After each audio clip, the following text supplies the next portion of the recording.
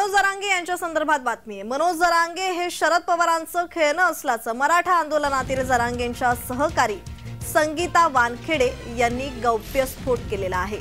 तर संगीता वानखेडे यांच्या गौप्यस्फोटानंतर मनोज जरांगे यांच्या भूमिकेवर प्रश्नचिन्ह उपस्थित होत आहेत। मराठ्यांमध्ये फूट पडल्याचं पाहावयास मिळत आहे।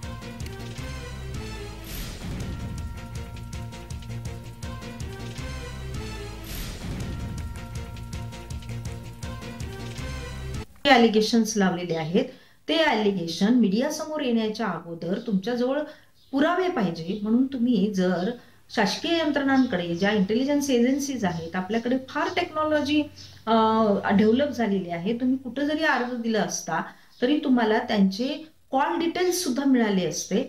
आणि माझी तर उलट या व्हिडिओच्या माध्यमातून मागणी अशी आहे की या ताईंचे सुद्धा कॉल रेकॉर्ड्स चेक करावे आणि या ताईंचा बोलविता धनी कोण आहे हे एकदा शोधून काढा।